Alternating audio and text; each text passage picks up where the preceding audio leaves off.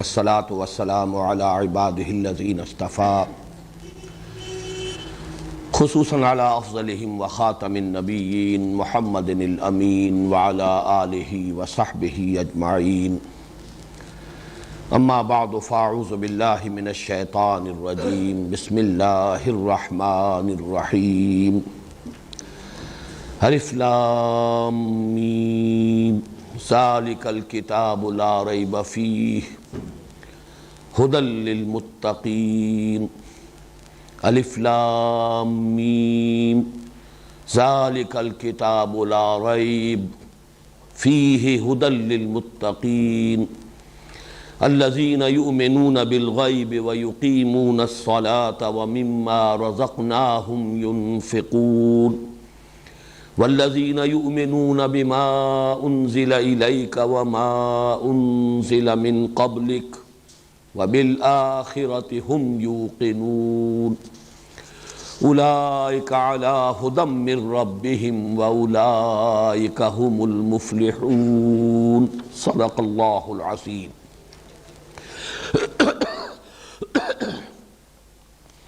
رب اشرح لي صدري ويسر لي امري واحلل عقدة من لساني يفقهوا قولي. اللهم ربنا الهمنا رشدنا واعذنا من شرور انفسنا. اللهم ارنا الحق حقا وارزقنا اتباعه وارنا الباطل باطلا وارزقنا اجتنابه. اللهم ارحمنا بالقرآن العظيم واجعله لنا اماما ونورا وهدى ورحمة. اللهم ذکرنا منہ ما نسینا وعلمنا منہ ما جہلنا وارزقنا تلاوتہ آناء اللیل وآناء النہار واجعلہ لنا حجتا یا رب العالمین آمین.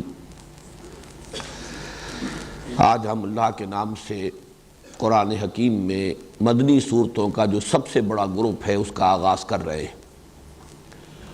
ذہن میں تازہ کر لیجئے کہ جو تلاوت کی 7 منزلیں یا 7 احزاب ہیں قرآن حکیم میں، ان میں سے پہلی منزل میں سورہ فاتحہ کے علاوہ 3 سورتیں مدنی شامل ہیں: سورہ بقرہ، سورہ آل عمران اور سورہ نساء.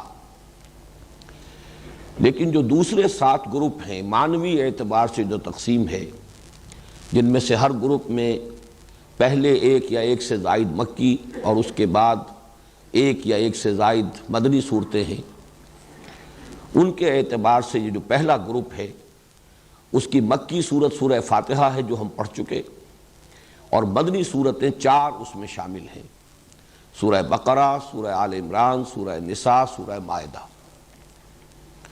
اگرچہ یہ جو گروپ ہے قرآن حکیم میں، ان میں حجم کے اعتبار سے سب سے بڑا گروپ جو ہے وہ تیسرا ہوگا، جو تقریباً 7.5 پاروں پر مشتمل ہے، اس لیے کہ اس کی مکی صورتیں 14 صورتیں ہیں، سورہ یونس سے شروع ہو کر سورہ مومنون تک.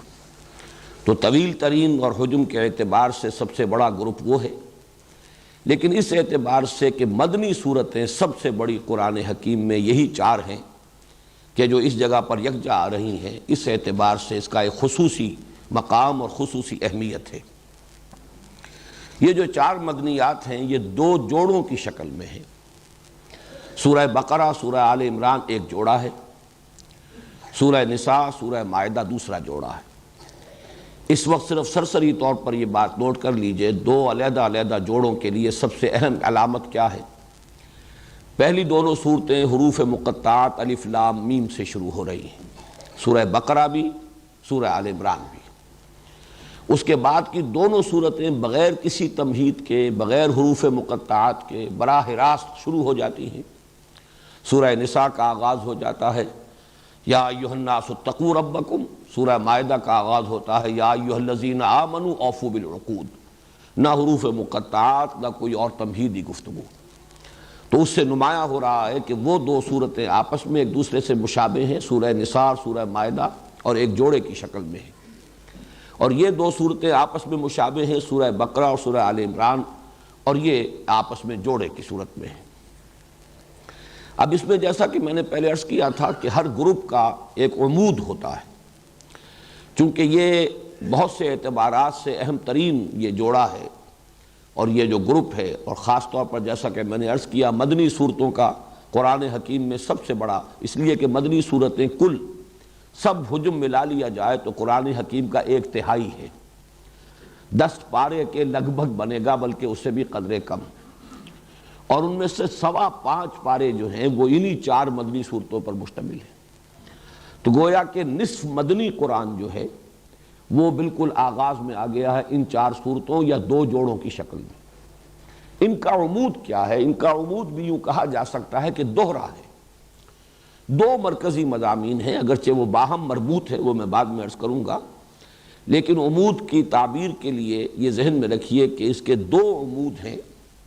نمبر 1 شریعت اسلامی، شریعت محمدی صلی اللہ علیہ وسلم، جس کا نقطہ آغاز ہے سورہ بقرہ۔ تمام جو احکام شریعت ہیں ان کی ابتدائی جو صورتیں ہیں، اس لیے کہ یہ آپ کے علم میں ہے کہ شریعت کا جو نزول ہوا ہے تدریجاً ہوا ہے، آخری احکام فوری طور پر ابتدا ہی میں نازل نہیں ہو گئے۔ اولاً تو یہ کہ مکی دور میں بہت کم احکام آئے، مکی صورتوں میں جو 2/3 قرآن حکیم ہے اس میں زیادہ تر ایمان کی بحثیں ہیں، رد و قضا ہے، کفار کے اعتراضات ہیں، ان کے جوابات ہیں، یا یہ کہ کچھ اخلاقی تعلیمات ہیں، وہ بنیادی انسانی اخلاقیات جن کے بارے میں کوئی اختلاف ممکن نہیں، سچ بولنا ہے، غریب کو کھانا کھلانا ہے، بھوکے کو اطعام، وعدے کا ایفا، وہ اخلاقی تعلیمات۔ تیسرا بڑا اہم مضمون جو ہے مکی صورتوں کا وہ ہے انباء الرسل، رسولوں کے حالات، اور وہ بار بار آئے ہیں تکرار اور اعادہ کے ساتھ۔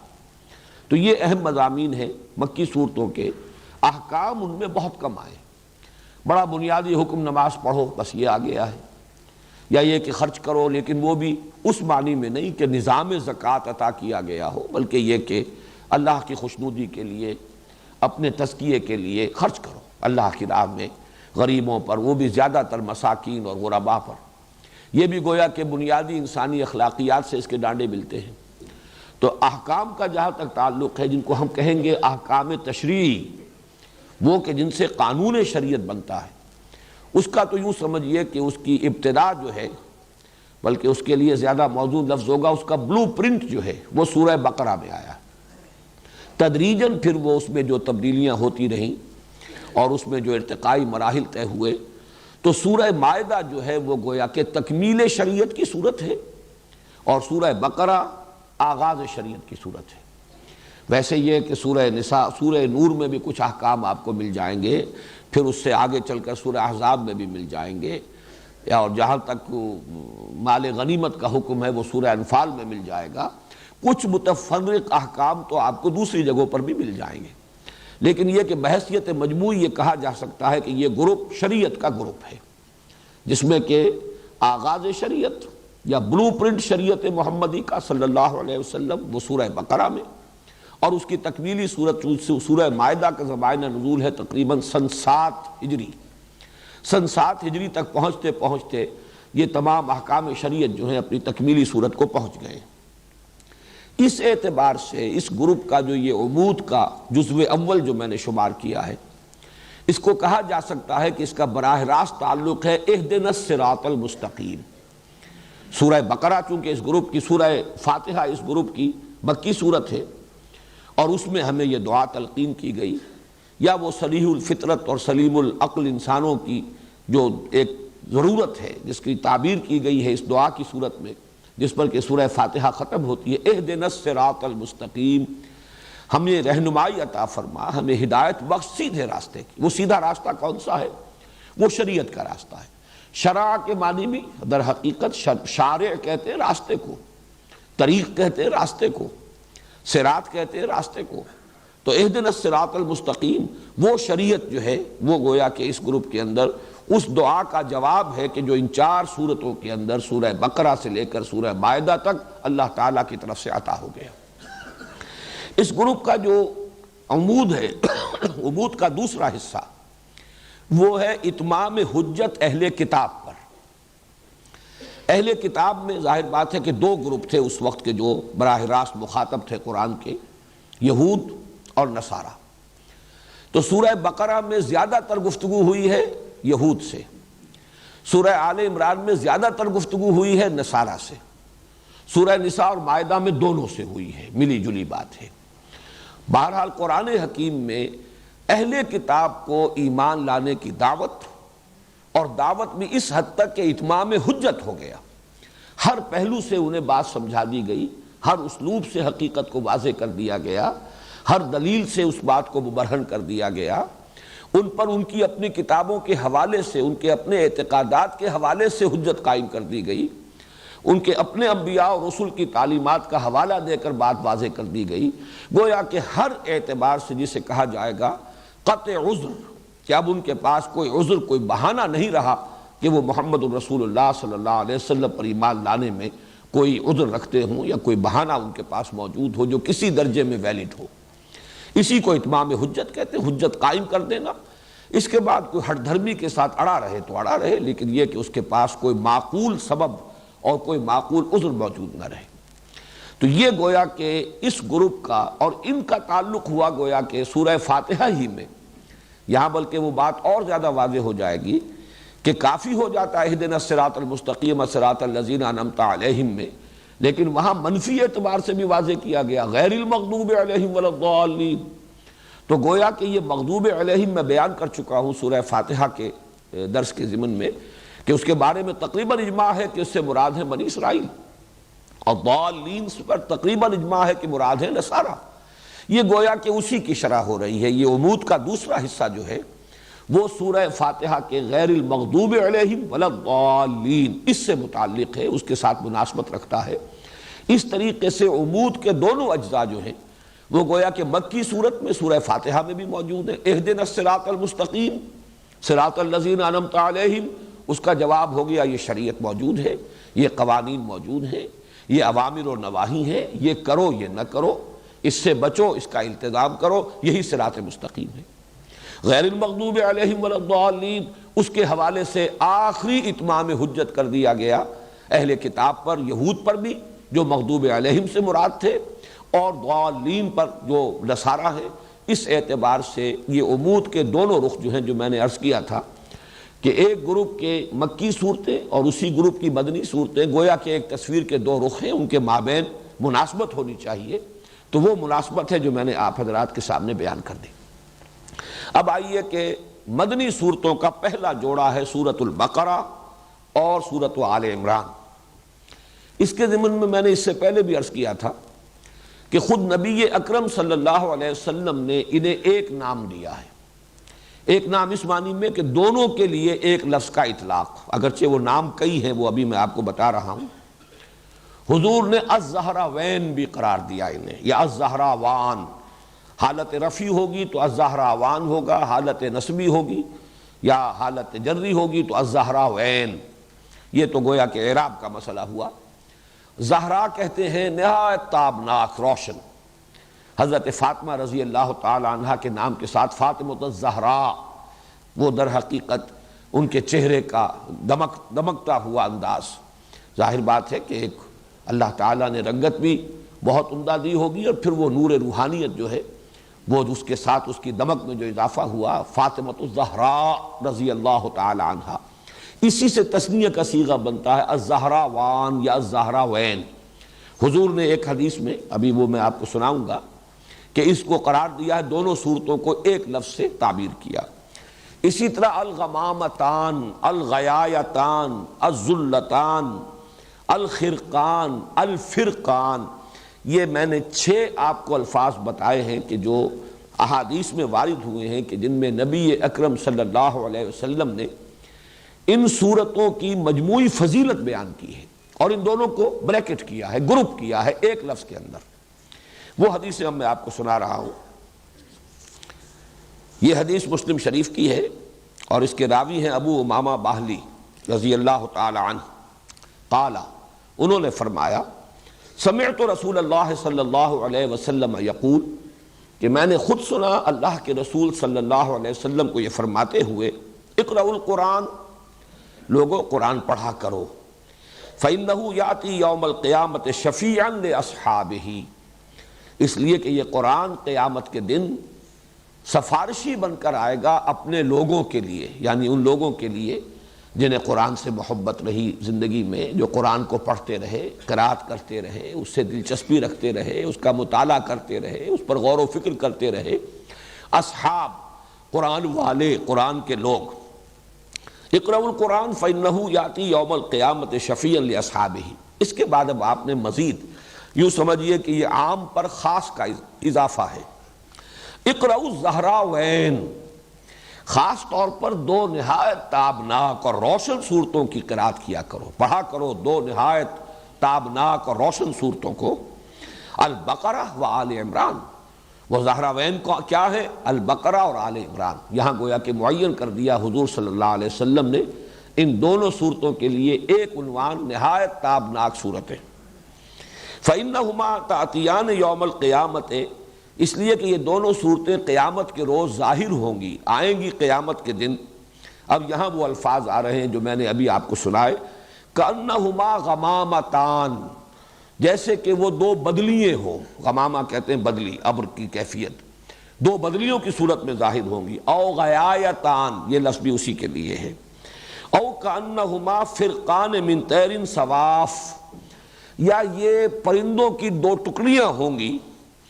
تو حاجان عن صاحبہما، اور یہ دونوں جھگڑیں گی، محاجہ کریں گی۔ محاجہ یہ ہوتا ہے کسی کی طرف سے مدافعت کرنے میں، تکرار کر کے بات کرنا، دلیل پر دلیل دینا۔ تو جو بھی ان دونوں صورتوں سے خصوصی شغف رکھنے والے لوگ ہوں گے، وہ لوگ کہ جو ان دونوں صورتوں کو پڑھنے والے ہوں گے، ان سے محبت کرنے والے ہوں گے، صاحب ہما، ان دونوں سے تعلق رکھنے والے لوگ، ان کی طرف سے وہ جھگڑیں گی، وہ ان کی سفارش کریں گے۔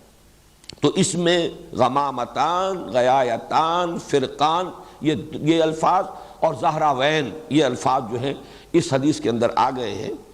یہ تو ہے مسلم شریف کی روایت، اور ایک اس میں جو دوسری روایت آئی ہے اس میں الفاظ یہ آئے ہیں۔ یہ روایت جو ہے یہ بھی مسلم شریف کی ہے، حضرت نواس بن سمعان رضی اللہ تعالی عنہ سے۔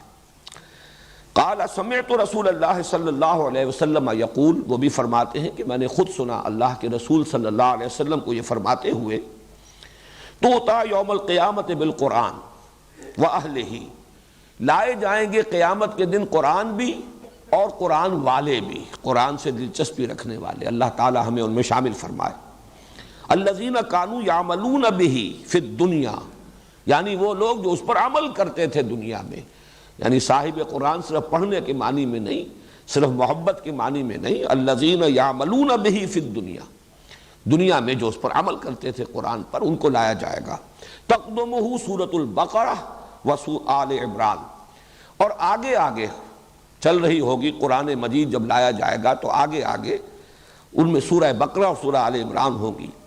وَضَرَبَ لَهُمَا رسول اللہ صلی اللہ علیہ وسلم ثلاثۃ امثال ما نسیتہن بعد۔ اس کے بعد راوی کہتے ہیں حضرت نواس بن سمعان رضی اللہ تعالی عنہ کہ اس کے بعد حضور نے ان دونوں صورتوں کے لیے کچھ تشبیہیں بیان کی کہ جن کو میں بھول نہیں سکا، یعنی اس قدر خوبصورت تشبیہیں حضور نے دیں۔ وہ تشبیہ کیا ہے؟ کأنہما غمامتان او ظلتان سوداوان بینہما شرق، یہ دونوں صورتیں ایسے ظاہر ہوں گی قیامت کے دن جیسے کہ دو بدلیاں ہیں، دو بادل ہیں، اور وہ سیاہ رنگ کی ہیں، یعنی سایہ کر رہی ہوں گی اپنے پڑھنے والے اور محبت کرنے والے ہیں ان پر۔ ان کے درمیان ایک روشنی بھی ہوگی، دو بدلیاں اسی طرح ظاہر ہوں گی، اگر وہ ملی ہوئی ہوں اور ان کے درمیان کوئی خلا نہ ہو جس میں روشنی آ رہی ہو تو وہ دو علیحدہ نہیں ہوں گی۔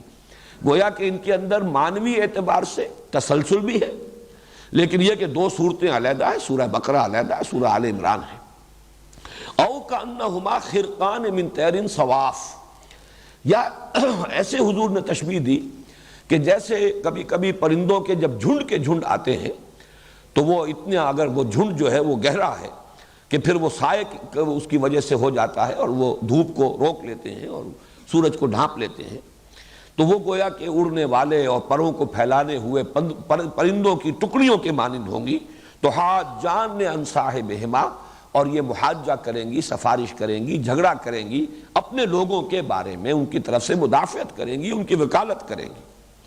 یہ تو مسلم شریف کی روایت ہے، لیکن ترمذی میں اسی روایت کے جو الفاظ آئے ہیں ما نسیتہن، وہ تین تمثیلیں جو حضور نے بیان فرمائی جن کے بارے میں راوی کہتے ہیں حضرت نواس ابن سمعان کہ میں ان کو بھول نہیں سکا، تو اس کی جو تشریح آئی ہے ترمذی کی روایت میں، قال یاتیان کانہما غیایتان بینہما شرق او کانہما غمامتان سوداوان او کانہما ذلتان من طیر صواف، دو بدلیاں یا دو ٹکڑیاں پرندوں کے دو جھنڈ ہوں گے، تجادلان عن صاحبہما، اور وہ مجادلہ کریں گی، محاجہ کریں گی، مجادلہ کریں گی، جھگڑیں گی، مدافعت کریں گی اپنے لوگوں کی طرف سے۔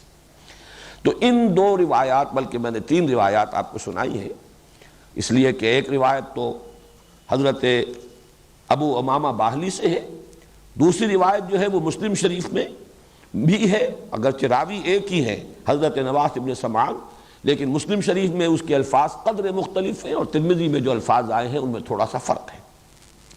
ان سے ان دونوں صورتوں کی فضیلت بھی ظاہر ہوئی، اور نمبر دو یہ کہ ان کا جوڑا ہونا ثابت ہو گیا، اس لیے کہ ان دونوں کو بریکٹ کیا ہے حضور صلی اللہ علیہ وسلم نے ایک نام سے، جیسے میں نے اس سے پہلے کئی مرتبہ عرض کیا ہے کہ آخری دو صورتیں ان کے لیے تو ایک نام ایسا ہے کہ جو ہر شخص جانتا ہے، سورۃ الفلق اور سورۃ الناس معوذتین، یہ دو ایک نام جو ہے ہر شخص جانتا ہے، دو صورتیں ہیں لیکن دونوں کا مضمون ایک ہے، اس لیے انہیں معوذتین کہا جاتا ہے، لیکن اس کے بارے میں یہ لفظ جو ہے زیادہ عام نہیں ہے، حالانکہ حضور صلی اللہ علیہ وسلم نے کس اہتمام کے ساتھ ان دونوں صورتوں کو بھی اسی طریقے سے ایک جوڑا قرار دیا ہے۔ اب جو اس کے وجوہ ہیں اور جو مظہر ہیں جوڑے ہونے کے، نسبت زوجیت کے، اب ان پر ہم نگاہ ڈال لیں۔ میں نے کئی مرتبہ عرض کیا ہے کہ یہ جو زوجیت ہے یا جوڑے ہونے کی نسبت ہے قرآن حکیم کی صورتوں میں، اس کے دو پہلو ہوں گے۔ بعض اعتبارات سے مشابہت بہت نمایاں ہوگی، اور بعض اعتبارات سے ایک ریسیپروکل نسبت ہوگی، عکسی نسبت ہوگی، یا ہم یوں کہہ سکتے ہیں کہ تکمیلی نسبت ہوگی، کہ دونوں چیزیں مل کر ایک مضمون کو مکمل کر رہی ہوں، یا ایک مضمون کا ایک رخ ادھر آ گیا ہو اور ایک رخ اسی کا دوسری صورت میں آ گیا ہو۔ تو زوجین میں یہ دونوں چیزیں لازم ہیں، یہ جیسے کہ ہم جانتے ہیں حیوانات کے اندر ایک نوع جو ہے اس کی جو دو جنسیں ہوں گی وہ ایک دوسرے سے بہت مشابہ ہوں گی، شیر اور شیرنی، ظاہر بات ہے کہ وہ ان کا اپنی ایک مشابہت ہے، 99% تو ان کے مشابہت کی شکل نظر آئے گی، بیل اور گائے، لیکن یہ کہ آپ کو معلوم ہے کہ بعض اعتبارات سے ان کا جسمانی نظام ایسا بنایا گیا ہے کہ وہ ایک مقصد کی تکمیل کرتے ہیں۔ فرق ہے لیکن وہ فرق ایسا نہیں ہے کہ جس کے مابین کوئی وحدت مقصد موجود نہ ہو، مقصد ایک ہے۔ اسی طریقے سے صورتوں میں جب آپ نسبت زوجیت کو تلاش کریں تو دو پہلو دیکھنے ہوں گے کہ ایک تو مشابہت کے پہلو کون سے، وہ نمایاں ہونے چاہیے، پھر کن اعتبارات سے یہ کمپلیمنٹری ہیں، کن اعتبارات سے یہ مل کر کسی مضمون کی تکمیل کرتی ہیں، وہ کون سے پہلو ہیں کہ جن میں سے کوئی ایک رخ جو ہے وہ ایک صورت میں آ گیا ہو اور دوسرا رخ دوسری صورت میں آ گیا ہو۔ ظاہر بات ہے یہ چیزیں تو تفصیل سے آئیں گی، ورنہ تو یہ خود بڑا لمبا موضوع اس وقت ہو جائے گا، تفصیل سے یہ چیزیں آئیں گی بعد میں جب کہ ہم ان صورتوں کا مطالعہ کریں گے۔ اس وقت یہ کہ تین چار چیزیں نوٹ کر لیجئے دونوں اعتبارات سے۔ جہاں تک مشابہت ہے، ایک بات تو بہت نمایاں جو میں پہلے عرض کر چکا کہ سورہ بقرہ بھی شروع ہو رہی ہے الف لام میم حروف مقطعات سے، اور سورہ آل عمران بھی شروع ہو رہی ہے الف لام میم حروف مقطعات سے۔ اس کے بعد آپ کو 20ویں پارے میں جا کر، 19ویں اور 20ویں پارے میں جا کر جو ہے یہ صورتیں چار ملیں گی، وہ چاروں مکی صورتیں ہیں جن کا آغاز ہوتا ہے الف لام میم سے۔ سورہ عنکبوت ہے، پھر سورہ روم ہے، سورہ لقمان ہے، سورہ سجدہ ہے، وہ چار صورتیں۔ ورنہ یہ کہ یہ شروع میں دو صورتیں ہیں اور یہ دونوں مدنی صورتیں ہیں، وہ چاروں صورتیں وہ مکی صورتیں ہیں۔ مدنی صورتوں میں یہ دو صورتیں ہیں کہ جو حروف مقطعات سے شروع ہوئی الف لام میم سے۔ دوسری مشابہت یہ کہ ان دونوں کے آغاز میں قرآن حکیم کی عظمت کی طرف خصوصی اشارہ ہے۔ آپ دیکھ رہے ہیں الف لام میم ذالک الکتاب لا ریب فیہ ھدی للمتقین، فوراً الف لام حروف مقطعات کے بعد، الف لام میم کے بعد قرآن مجید کی عظمت اور اس کے ہدایت ہونے کی طرف اشارہ۔ بالکل یہی انداز، بلکہ اس سے بھی زیادہ شاندار اور پرجلال انداز میں یہی مضمون آ رہا ہے سورہ آل عمران میں، الف لام میم، اور اس کے بعد جو ہے نزل علیک الکتاب بالحق مصدقا لما بین یدیہ وانزل التوراۃ والانجیل من قبل ھدی للناس وانزل الفرقان۔ اتارے اللہ نے اے نبی اے محمد صلی اللہ علیہ وسلم آپ پر یہ کتاب حق کے ساتھ جو تصدیق کرتے ہوئے آئی ہے اس کی کہ جو اس کے سامنے موجود ہے، اور اسی نے اتاری تھی تورات اور انجیل اس سے قبل لوگوں کے لیے ہدایت نامہ بنا کر، اور اس نے ہی اتارا ہے الفرقان۔ تو یہ بھی مشابہت کا ایک پہلو ہے۔ تیسرا بہت نمایاں پہلو مشابہت کا جو ہے وہ اختتام پر آتا ہے۔ سورہ بقرہ کی، اور یہ بھی چیزیں وہ ہیں کہ جو عام طور پر میں سمجھتا ہوں، توقع رکھتا ہوں کہ اکثر حضرات کے سامنے ہوں گی، صرف اس وقت اشارہ کر دینا کافی ہے۔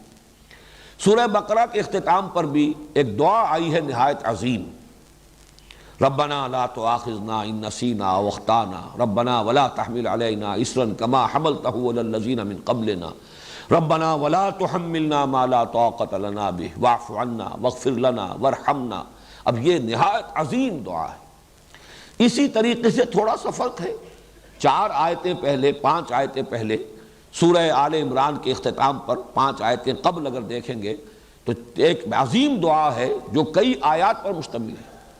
ربنا ما خلقت ھذا باطلا سبحانک فقنا عذاب النار ربنا انک من تدخل النار فقد اخزیتہ وما للظالمین من انصار ربنا اننا سمعنا منادیا ینادی للایمان ان آمنوا بربکم فآمنا ربنا فاغفر لنا ذنوبنا وکفر عنا سیئاتنا وتوفنا مع الابرار ربنا وآتنا ما وعدتنا علی رسلک ولا تخزنا یوم القیامہ انک لا تخلف المیعاد۔ دونوں آیتیں ویسے اگر آپ دیکھیں گے تو حجم کے اعتبار سے یہ دونوں دعائیں تقریباً برابر ہیں، اگرچہ یہ کہ سورہ بقرہ کی وہ ایک ہی آیت ہے اور یہاں متعدد آیات ہیں، لیکن حجم کے اعتبار سے زیادہ فرق نہیں ہے۔ نہایت جامع نہایت عظیم یہ آیات یہ ہیں، دعائیں ہیں کہ جن پر سورہ بقرہ بھی ختم ہو رہی ہے، سورہ آل عمران ختم ہو رہی ہے۔ تو مشابہت کے پہلو سے میں سمجھتا ہوں کہ صرف ان 3 چیزوں کو سامنے رکھیے۔ اب جو مقاسمت کا یہ تقسیم جو ہے کہ ایک ہی مضمون کے ایک ہی شے کے 2 رخ 2 پہلو ہو اور وہ ان میں تقسیم ہو گئی ہو کہ ایک پہلو آ رہا ہو ایک صورت میں، دوسرا پہلو جو ہے اس پر بحث ہوئی اور دوسری صورت میں، اس کو نوٹ کر لیجئے 4 چیزیں۔ سب سے نمایاں بات تو یہ جو میں پہلے عرض کر چکا ہوں کہ سورہ بقرہ میں نہایت مفصل گفتگو ہوئی ہے، دعوت بھی دی گئی، اتمام حجت بھی کیا گیا، اور جس کو کہتے ہیں کہ قرارداد جرم بھی ان پر فرد قرارداد جرم وہ بھی عائد کر دی گئی، فرد جرم وہ ہے یہود بنی اسرائیل، یہود سے خطاب کر کے یا بنی اسرائیل اذکروا نعمتی التی انعمت علیکم۔ لیکن سورہ آل عمران میں یہی معاملہ نصارہ کے ساتھ ہے۔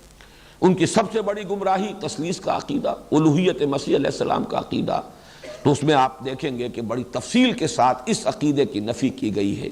تو یہ گویا کہ اب یہ دونوں مل کر ایک مضمون کی تکمیل کر رہے ہیں، دعوت اور اتمام حجت یہود پر سورہ بقرہ میں اور نصارہ پر سورہ آل عمران میں۔ اسی طریقے سے انفاق مال یا جہاد بالمال، اس پر جامع ترین مقام، نہایت مفصل مقام، نہایت تاکیدی حکم یہ سورہ بقرہ میں ہے۔ اور قتال، جہاد بالنفس، جانے ہتھیلی پر لے کر میدان میں آ جانا، یہ ہے کہ جس کا بڑی زیادہ شرح و بسط کے ساتھ یہ مضمون آیا ہے یہ سورہ آل عمران میں۔ آپ کو معلوم ہے کہ یہ قرآن حکیم کے اندر جہاد کا لفظ جہاں بھی آتا ہے بالمال والنفس، جاہدوا فی سبیل اللہ باموالکم وانفسکم، جہاد بالمال یہ ہے اللہ کی راہ میں، اللہ کے دین کے لیے، اس کے غلبے کے لیے، اس کی دعوت کے لیے مال خرچ کرنا، اور جان لگا دینا قتال اس کی بلند ترین شکل ہے کہ نقد جان ہتھیلی پر رکھ کر ایک شخص میدان میں آ گیا ہے، اپنی جان نثار کرنے کے لیے تیار ہے۔ تو یہ گویا کہ ایک ہی مضمون، جیسے وہ مضمون ایک تھا اتمام حجت اور دعوت اہل کتاب کو 2 حصوں میں تقسیم ہو گیا، یہود سورہ بقرہ میں، نصارہ سورہ آل عمران میں، جہاد فی سبیل اللہ، جہاد بالمال سورہ بقرہ میں، اور جہاد بالنفس اور قتال فی سبیل اللہ یہ سورہ آل عمران میں۔ اسی طرح یہ ذرا ایک لطیف بات ہے، سورہ بقرہ میں زیادہ زور اور زیادہ ایمفیسس ایمان پر ہے، جبکہ سورہ آل عمران میں آپ دیکھیں گے زیادہ زور زیادہ ایمفیسس اسلام پر ہے۔ اب یہ بھی حقیقت کے اعتبار سے ایک ہی شے ہے، ایمان ایک باطنی کیفیت ہے، یقین کی ایک کیفیت ہے، وہ دل کے اندر ہے، وہ باطن میں ہے انسان کے، اور اسلام اسی کا ظہور خارجی ہے۔ انسان کے عمل میں جو روش ہوگی اس ایمان کی بنیاد پر اس کا نام اسلام ہے۔ لیکن یہ کہ فی الحال یہ بھی اپنی جگہ حقیقت ہے کہ یہ دونوں علیحدہ علیحدہ ہیں، ان کو بالکل ایک شے بھی نہیں کہا جا سکتا، جیسے کہ سورہ حجرات میں ہے قالت الاعراب آمنا قل لم تؤمنوا ولکن قولوا اسلمنا ولما يدخل الایمان فی قلوبکم۔ یہ بدو کہہ رہے ہیں، دعویٰ کر رہے ہیں، مدعی ہیں کہ ہم ایمان لے آئے، نبی ان سے کہہ دیجئے تم ایمان ہرگز نہیں لائے ہو، بلکہ یوں کہو کہ ہم اسلام لے آئے ہیں، ابھی تک ایمان تمہارے دلوں میں داخل نہیں ہوا۔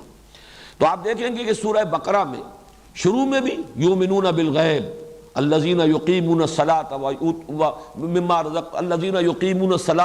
رزقناہم ينفقون والذین یؤمنون بما انزل الیک وما انزل من قبلک وبالآخرۃ هم یوقنون۔ پھر 21ویں رکوع میں جا کر بالکل وسط میں پھر لیس البر ان تولوا وجوہکم قبل المشرق والمغرب ولکن البر من آمن باللہ والیوم الآخر والملائکۃ والکتاب والنبیین۔ پھر آخر میں آمن الرسول بما انزل الیہ من ربہ والمؤمنون کل آمن باللہ وملائکتہ وکتبہ ورسلہ۔ اب یہ آپ اندازہ دیکھیے کہ ابتدا، انتہا اور درمیان میں یہ تینوں جگہ پر ایمان کے بارے میں اہمیت کے ساتھ گفتگو ہو رہی ہے۔ اسلام کے بارے میں آپ کو یہی انداز نظر آئے گا سورہ آل عمران میں، ان الدین عند اللہ الاسلام، اور آگے چل کر ومن یبتغی غیر الاسلام دینا فلن یقبل منہ۔ وہاں اسلام پر زیادہ ایمفیسس ہے، یہاں ایمان پر زیادہ ہے۔ ایک اور بات نوٹ کیجئے کہ ایمان کے بھی قرآن مجید میں دو مظہر قرار دیے گئے ہیں عملی۔ ایمان اگر اندر ہے تو اس کا ظہور جب انسان کے عمل میں ہوگا، اس کے دو اہم مظاہر ہیں علیحدہ علیحدہ۔ ایک مظہر ہے نماز، روزہ، تقوی، خشوع، خضوع، ذکر کے اندر لذت کا آنا۔ ایک ہے جہاد، قتال، اللہ کی راہ میں تکلیفیں اٹھانا، صبر، مصابرت، ایثار، قربانی، میدان میں آنا، مقابلہ کرنا، باطل سے پنجہ آزمائی کرنا۔ یہ دو ہیں رخ عمل کے، ایمان کے نتیجے میں یہ دو مظاہر ہیں۔ اب آپ دیکھیے کہ اس میں بھی تقسیم ہے۔ سورہ بقرہ کے آغاز میں یہ آیا ھدی للمتقین الذین یؤمنون بالغیب ویقیمون الصلاۃ ومما رزقناہم ينفقون والذین یؤمنون بما انزل الیک وما انزل من قبلک وبالآخرۃ هم یوقنون اولئک علی ھدی من ربہم واولئک هم المفلحون۔ ایک رخ یہاں بیان کر دیا گیا۔ سورہ آل عمران میں دوسرا رخ آ رہا ہے۔ چنانچہ آخری رکوع کی جو ابھی میں نے آپ جس کی طرف میں اشارہ کر رہا تھا، وہ عظیم دعا کے بعد فاستجاب لهم ربهم انی لا اضیع عمل عامل منکم من ذکر و انثی فالذین ہاجروا واخرجوا من دیارہم واوذوا فی سبیلی وقاتلوا وقتلوا لأکفرن عنہم سیئاتہم ولأدخلنہم جنات تجری من تحتہا الانہار۔ اور پھر آخری آیت جو ہے وہ بھی اسی مضمون کو نمایاں کر رہی ہے، یا ایھا الذین آمنوا اصبروا وصابروا ورابطوا واتقوا اللہ لعلکم تفلحون۔ صبر، مصابرت، یہ ہے اصل میں وہ چیزیں کہ جن کو نمایاں کیا گیا ہے۔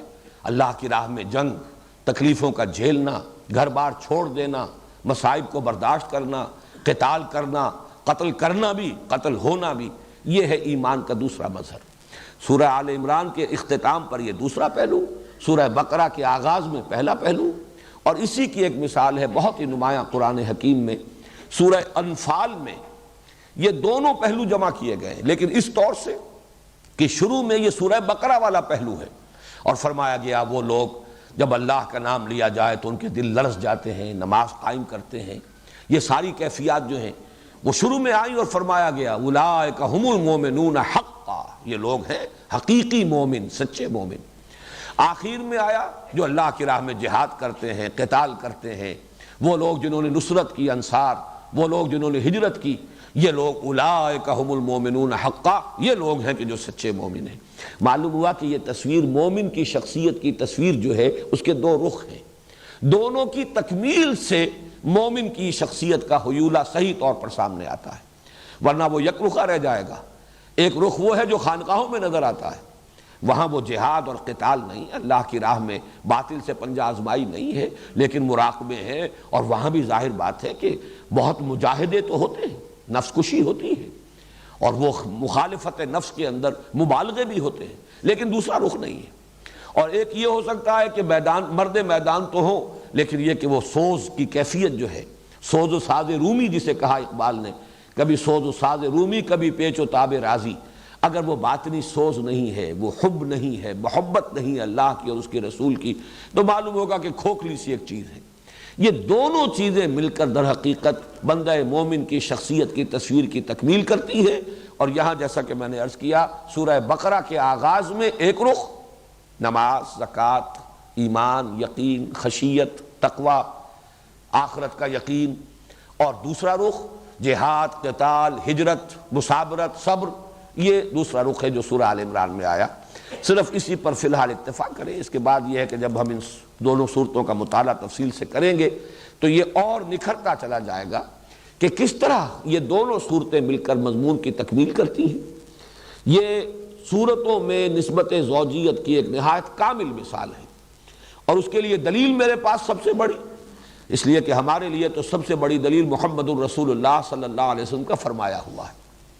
جس طریقے سے آخری دونوں صورتیں معوذتین ایک نام میں جمع کی گئیں، اسی طریقے سے ان صورتوں کے لیے حضور نے الزہراوین، الغمامتین، الغیایتین، الذلتین، الخرقین، الفرقین، یہ تمام الفاظ تثنیہ کے اس لیے استعمال کیے کہ بات واضح ہو جائے کہ یہ دونوں صورتیں جو ہیں یہ مل کر ایک مضمون کی تکمیل کرتی ہیں اور یہ آپس میں جوڑے کی نسبت رکھتی ہیں۔ اب آئیے سورۃ البقرہ۔ سورۃ البقرہ کے بارے میں بھی تمہیدی مضامین ہو جائیں، اس کے بعد ہم سلسلے وار لفظ بلفظ مطالعہ شروع کریں گے۔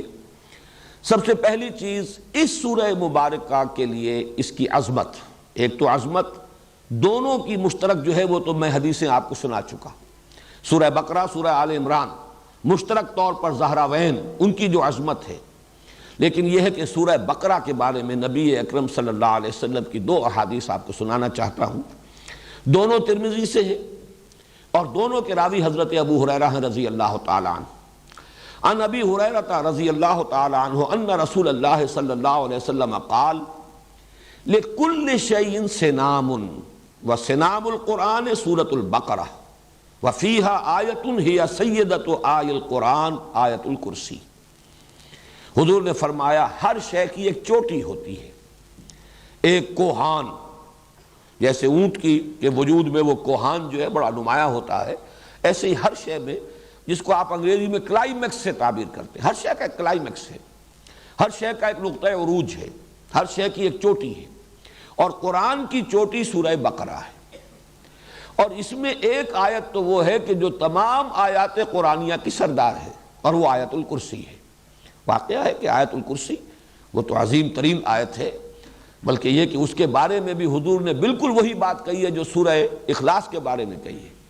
سورہ اخلاص کو حضور نے قرار دیا کہ یہ ربع قرآن ہے، قرآن ثلث قرآن، چوتھائی حصہ قرآن کا، اور آیت الکرسی کو بھی ربع قرآن قرار دیا۔ اس اعتبار سے اس کی بڑی عظمت ہے۔ دوسری حدیث ہے وہی حضرت ابو ہریرہ رضی اللہ تعالیٰ عنہ سے کہ حضور نے ارشاد فرمایا ان بیت الذی تقرأ فیہ البقرۃ لا یدخلہ الشیطان، وہ گھر کے جس میں سورہ بقرہ کی تلاوت کی جاتی ہو اس میں شیطان داخل نہیں ہو سکتا۔ وہ گویا کہ ایک حصار کا اور حفاظت کا اور دفاع کا کام جو ہے فریضہ سر انجام دیتی ہے۔ یہ سورہ بقرہ جس گھر میں کہ اس کے پڑھنے کا اہتمام ہوتا ہو، انتظام ہوتا ہو، بار بار پڑھا جاتا ہو، اس کا چرچا ہوتا رہتا ہو، تو جو شیطان ہے وہ اس سے بھاگتے ہیں۔ زمانہ نزول کے بارے میں نوٹ کر لیجئے کہ یہ سورہ مبارکہ ظاہر بات ہے کہ 40 رکوعوں پر مشتمل ہے۔ آیات کے اعتبار سے تقریباً ہمارے ہاں جو مصحف ہیں ان میں تو 286 کا حصہ ہی آپ کو ملے گا، 286 آیات۔ البتہ مختلف قرأتوں کے اعتبار سے ایک ایک کا فرق ہے، بعض حضرات کے نزدیک 285 آیات میں شمار میں آتی ہیں اس کی، اور بعض کے نزدیک جو ہے 287 بھی ہیں، لیکن یہ کہ تقریباً اجماع جو ہے وہ 286 کی عدد پر ہے۔ لیکن وہ صرف گنتی کا فرق ہے، یہ نہیں ہے کہ کسی آیت کے بارے میں اختلاف ہو کہ وہ قرآن کا حصہ ہے یا نہیں۔ کہیں کسی جگہ پر ایک گنتی ہو جاتی ہے آیت کی اور کسی جگہ پر نہیں ہوتی۔ یہ سورہ فاتحہ میں بھی میں بیان کر چکا ہوں۔ بعض حضرات کے نزدیک یہ صراط الذین انعمت علیہم غیر المغضوب علیہم ولا الضالین یہ ایک ہی آیت ہے، لیکن یہ کہ اکثر حضرات کے نزدیک، اور چونکہ میں نے اس کو وہ جو حضور صلی اللہ علیہ وسلم نے حدیث قدسی ہمیں سنائی ہے کہ اللہ فرماتے ہیں کہ میں نے اس صلاۃ کو اپنے مابین 2 حصوں میں تقسیم کر لیا، اس کے حوالے سے میرے نزدیک تو گویا کہ یہ بات بالکل ثابت ہے کہ یہ دونوں آیات علیحدہ ہیں۔ صراط الذین انعمت علیہم علیحدہ آیت ہے، غیر المغضوب علیہم ولا الضالین علیحدہ آیت ہے۔ اس وقت صرف حوالہ دے رہا ہوں کہ متن میں کوئی فرق نہیں ہے، الفاظ میں کوئی کمی بیشی نہیں ہے، صرف یہ کہ گنتی کے اعتبار سے تقریباً اجماع ہے کہ سورہ بقرہ کی آیات 286 ہیں، لیکن بعض قراء جو ہیں اسے 285 شمار کرتے ہیں، بعض کے نزدیک 287۔ اب اتنی طویل صورت، یہ اس پر اجماع ہے کہ یہ بیک وقت نازل نہیں ہوئی۔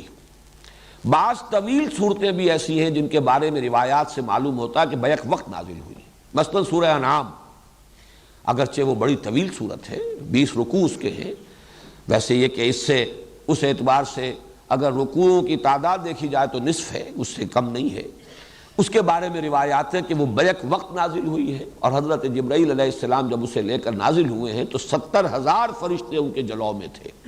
یہ اس کی خاص شان ہے، جب اس سورہ انعام ہم پڑھیں گے تو انشاءاللہ پھر اس کی فضیلت کے ضمن میں جو روایات آئی ہیں وہ میں آپ کو سناؤں گا۔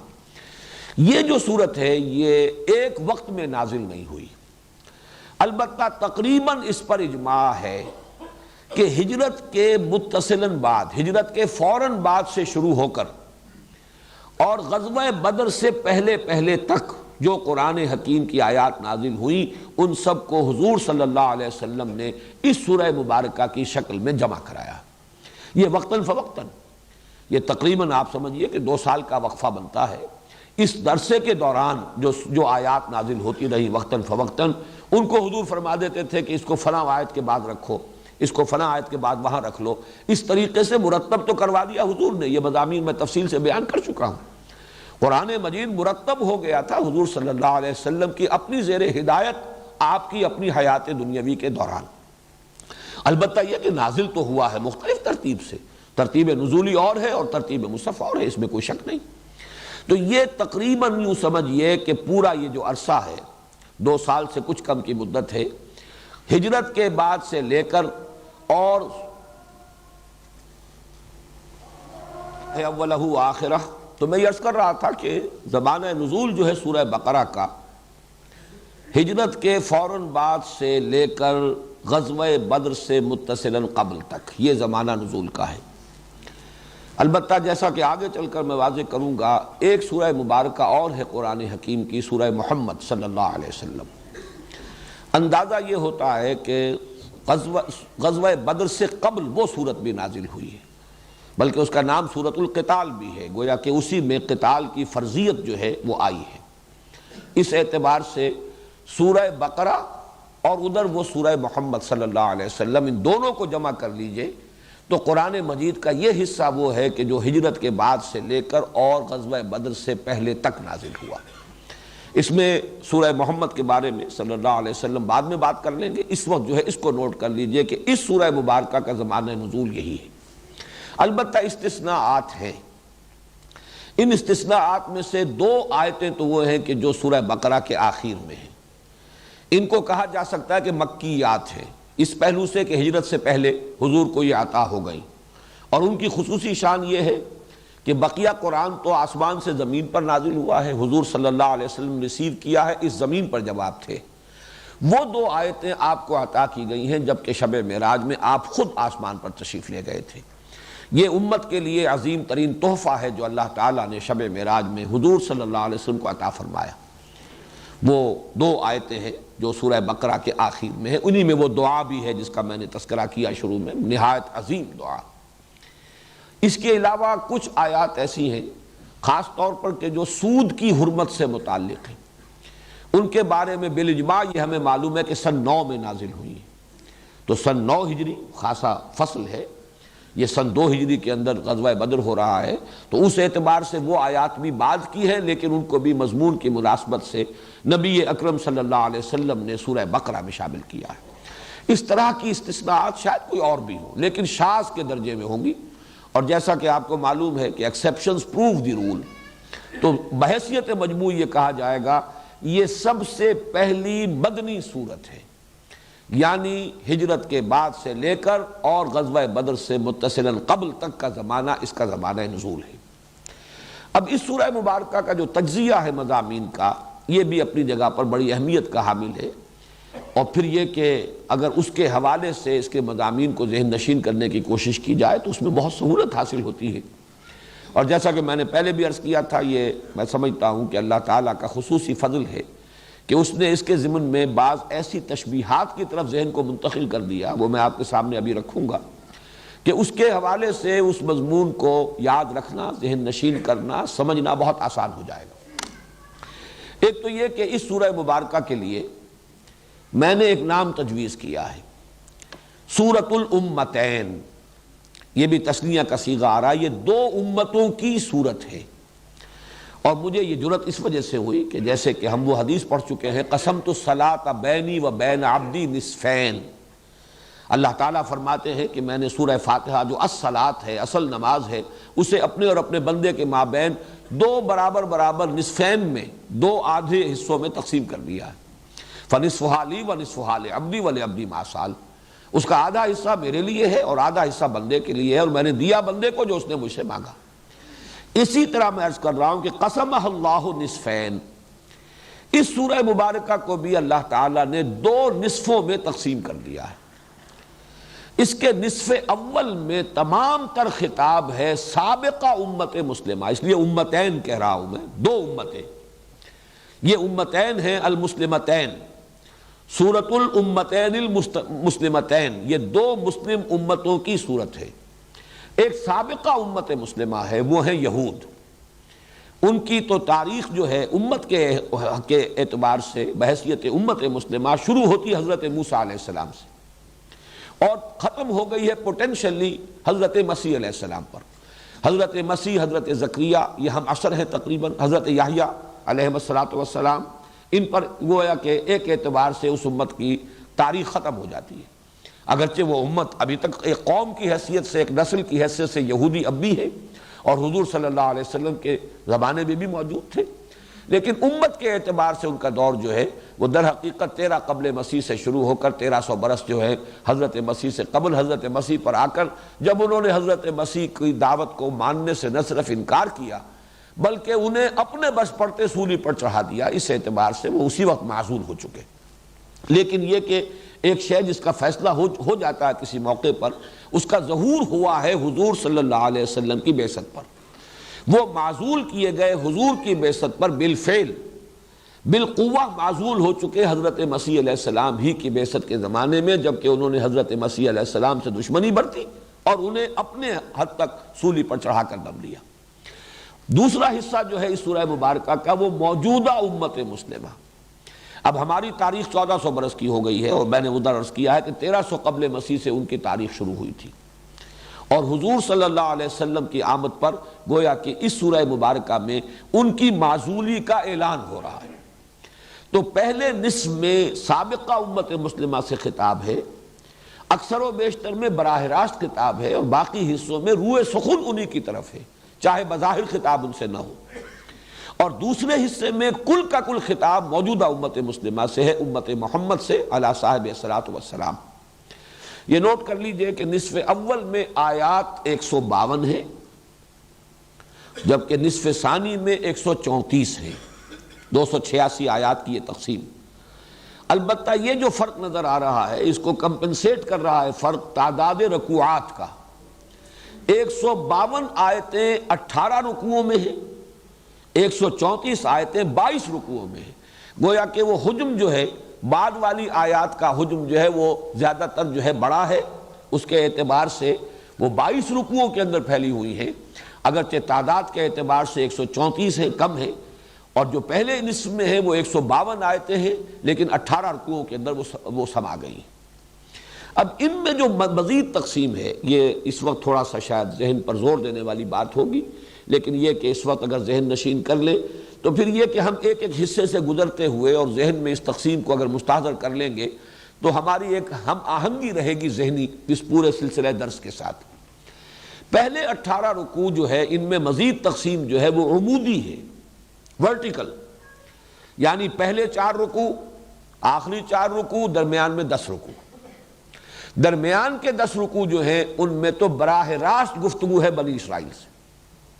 یا بنی اسرائیل اذکروا نعمتی التی انعمت علیکم واوفوا بعہدی اوف بعہدکم وایایا فرہبون، یہاں سے بات شروع ہوئی ہے 5ویں رکوع میں، اور پھر 15ویں رکوع کے شروع میں یا بنی اسرائیل اذکروا نعمتی التی انعمت علیکم وانی فضلتکم علی العالمین، وہاں جا کر وہ بات ختم ہوئی۔ پورے 10 رکوع مسلسل خطاب ہے بنی اسرائیل سے۔ پہلے 4 رکوع جو ہے ان کو ہم کہہ سکتے ہیں کہ وہ تمہیدی ہیں، بظاہر ابھی خطاب شروع نہیں ہوا، اور ایک اعتبار سے وہ تمہیدی یوں بھی ہے کہ پورے قرآن کے لیے گویا کہ وہ دیباچہ بن جاتے ہیں۔ پہلے 2 رکوعوں میں 3 قسم کے انسانوں کی تقسیم، ایک وہ جو اس قرآن سے فائدہ اٹھا سکتے ہیں یا جنہوں نے اس قرآن سے فائدہ اٹھایا ہے، یہ میں وضاحت کروں گا، شاید آج ہی اس کی نوبت آ جائے ورنہ کل وضاحت ہوگی سورہ بقرہ کا جب ہم لفظ برس مطالعہ شروع کریں گے۔ ایک وہ ہے کہ جن کے اوپر دروازہ بند ہو چکا ہدایت کا، لاکھ سمجھا لیا جائے وہ اب ماننے والے نہیں۔ تیسرے وہ ہیں کہ جو بین بین ہیں، کہتے ہیں کہ ہم مانتے ہیں، حقیقتاً نہیں مانتے۔ یہ 3 قسم کے افراد اس وقت بالفعل موجود تھے۔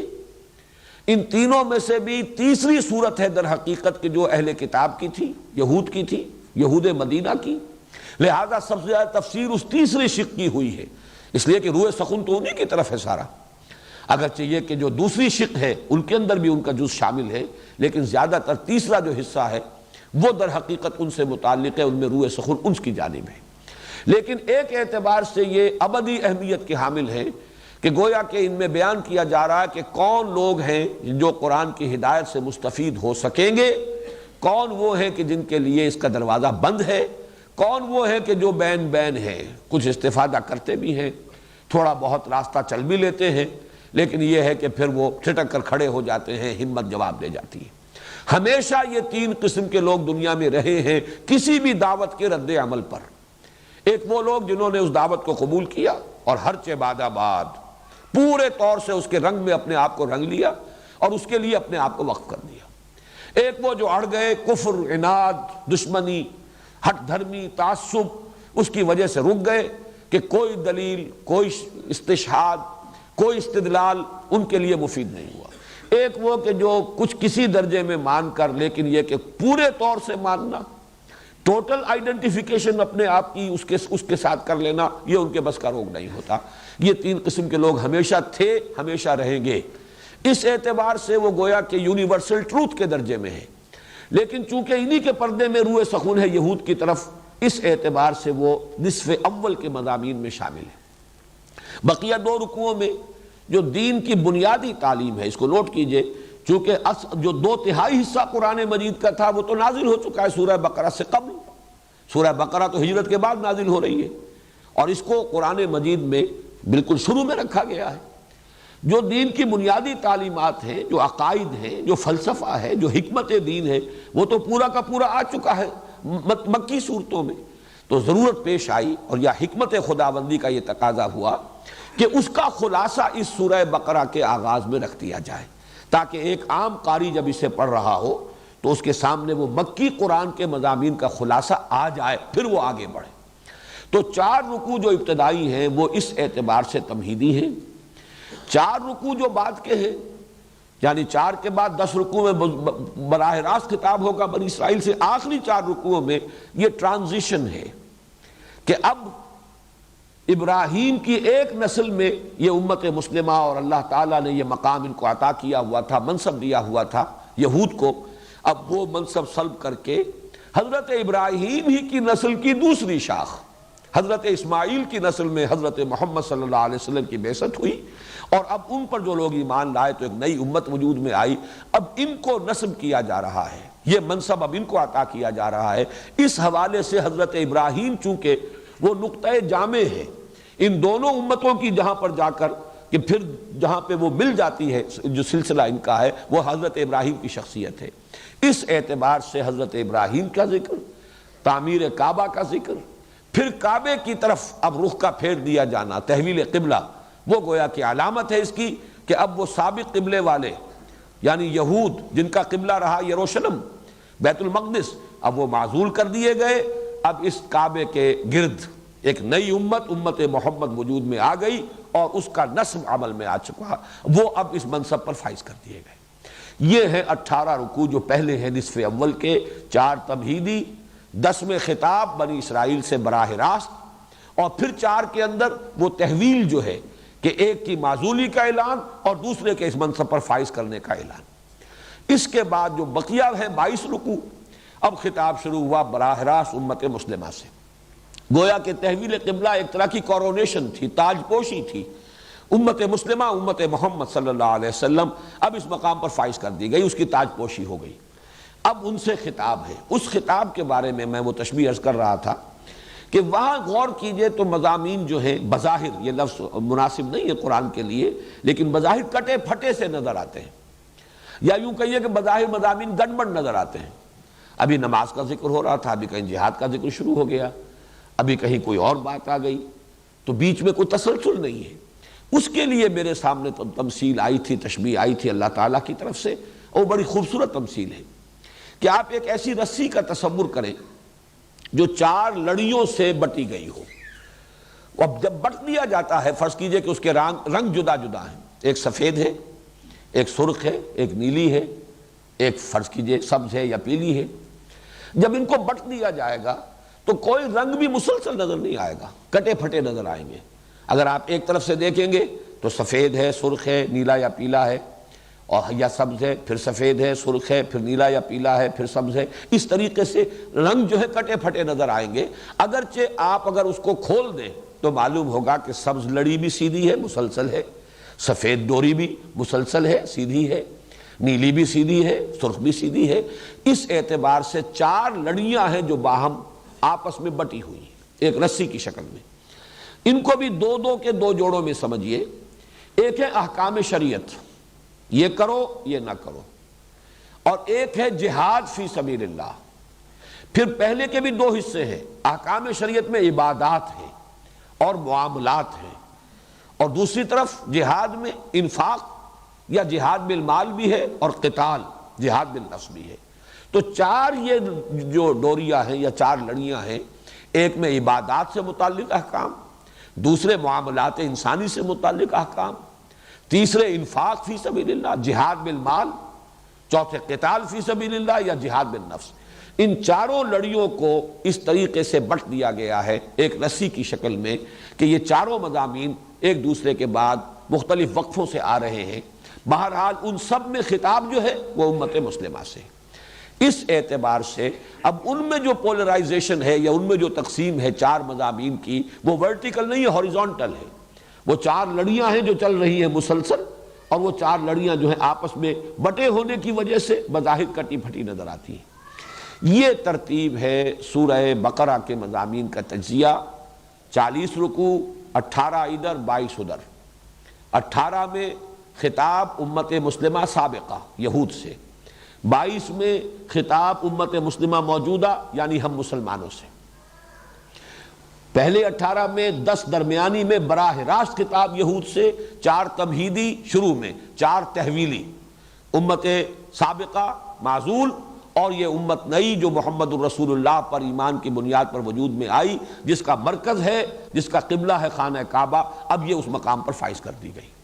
بقیہ میں 22 رکوعوں میں 4 مضامین کی لڑیاں ہیں جو بٹی ہوئی ہیں، احکام عبادات سے متعلق، معاملات سے متعلق، اور جہاد بالمال اور جہاد بالنفس یا قتال فی سبیل اللہ۔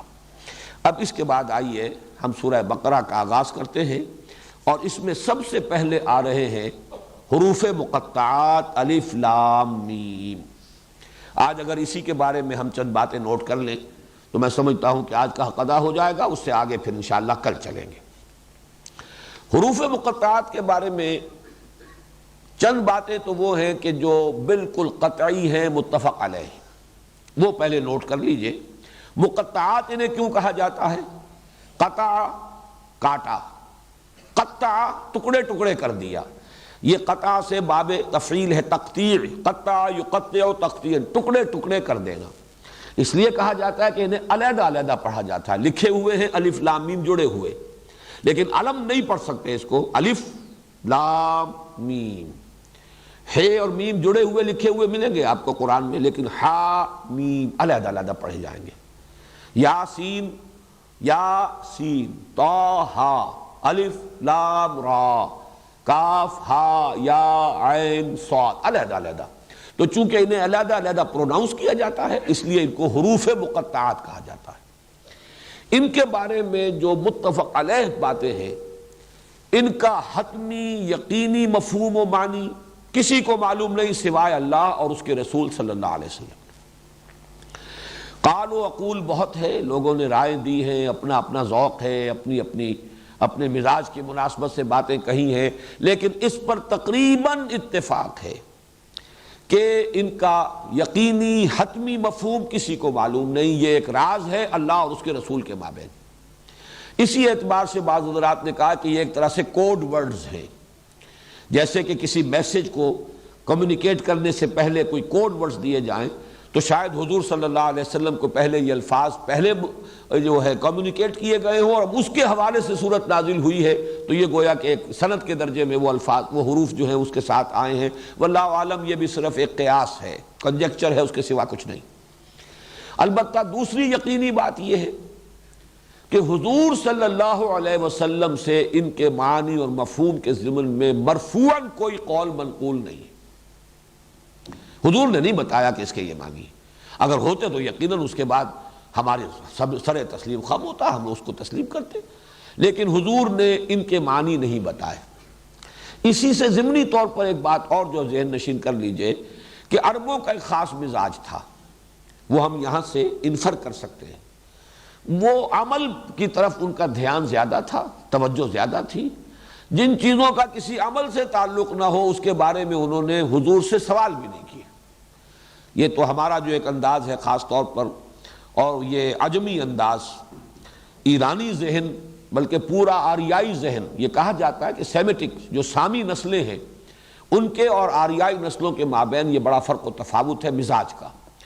آریائی قوم جو ہے، اقوام جو ہیں اور آریائی نسلیں جو ہیں ایرینز، وہ بڑے منطقی لوگ، بال کی کھال نکالنے والے لوگ، وہ علمی کھود کریت کے اندر لگ جانے والے لوگ، اور سیمیٹکس جو ہیں ان میں ان چیزوں سے زیادہ مناسبت نہیں بلکہ عمل کی طرف ہے، وہ زیادہ ایکشن اورینٹڈ ان کا مزاج ہے۔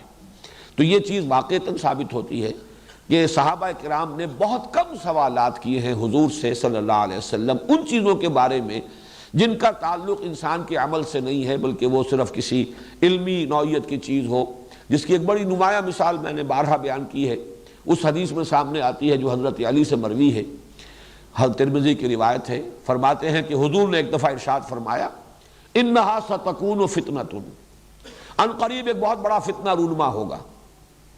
اب حضور نے تو یہ خبر دے دی۔ حضرت علی فرماتے ہیں کہ میں نے سوال کیا مل مخرج منہا یا رسول اللہ، اے اللہ کے رسول اس سے نکلنے کا راستہ کون سا ہوگا؟ اب یہی وہ فرق نمایاں ہو جاتا ہے۔ میں یہ کہا کرتا ہوں کہ اگر ہم ہوتے تو ہم پوچھتے وہ کب ہوگا، کیوں ہوگا، کدھر سے آئے گا، کیسے آئے گا، کس صورت میں آئے گا، کچھ نہیں۔ یہ سارے سوالات جو ہیں یہ علمی نوعیت کے، معلوماتی نوعیت کے، کب، کیوں، کیسے، کدھر سے، یہ سارے کچھ نہیں پوچھا۔ حضرت علی نے پوچھا وہ چیز جس کا تعلق عمل سے ہے، اس سے نجات کی راہ کون سی ہوگی؟ بس آپ نے فرمایا فتنہ ہوگا، ہمارے لیے کافی ہے۔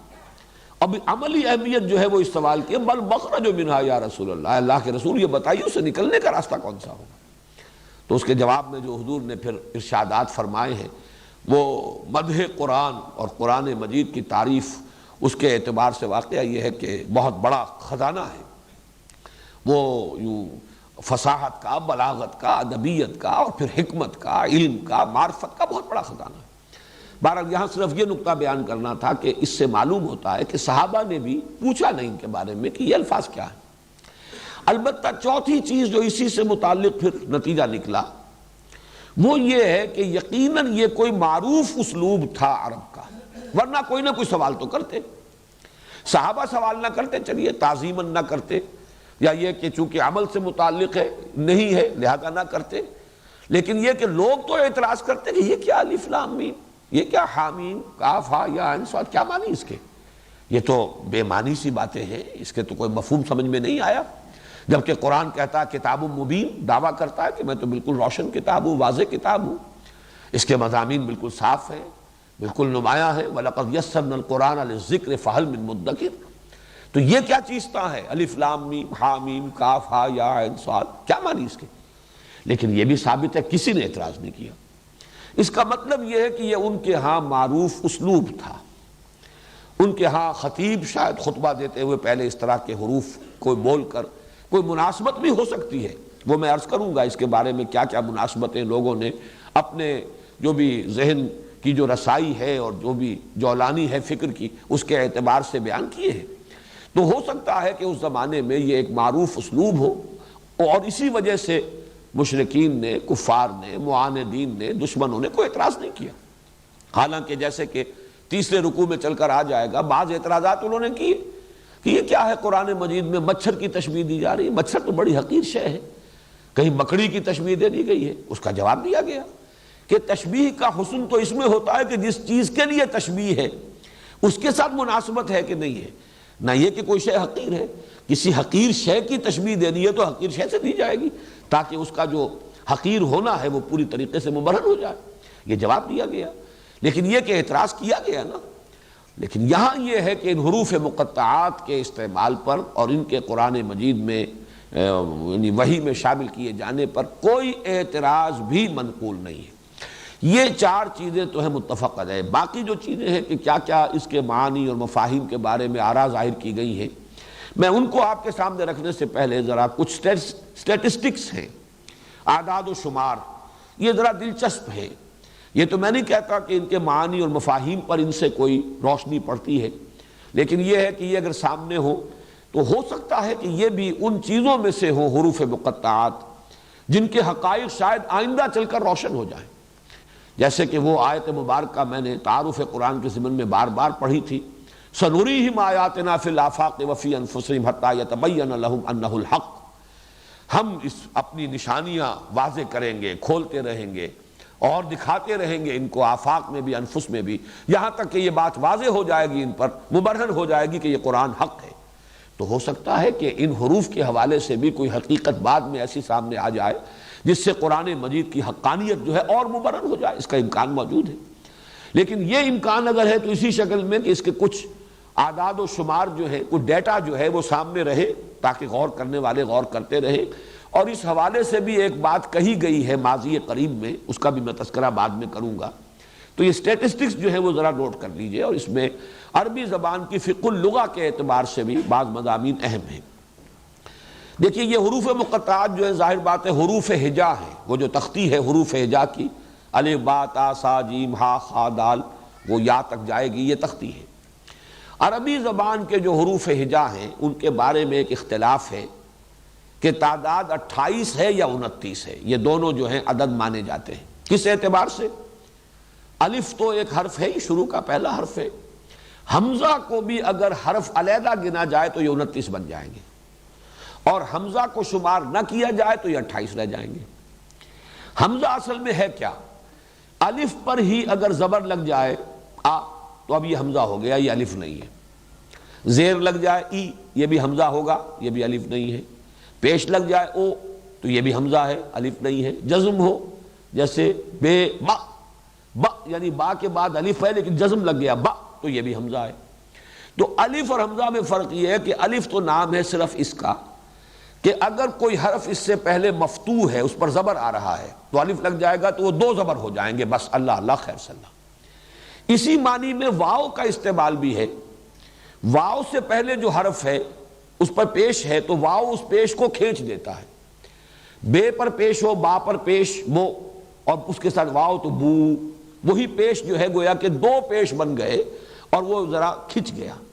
یہ کا عمل بھی یہی ہے. یہ حروف ہے 3 حروف علت کہلاتے ہیں، الف اور واو اور یا.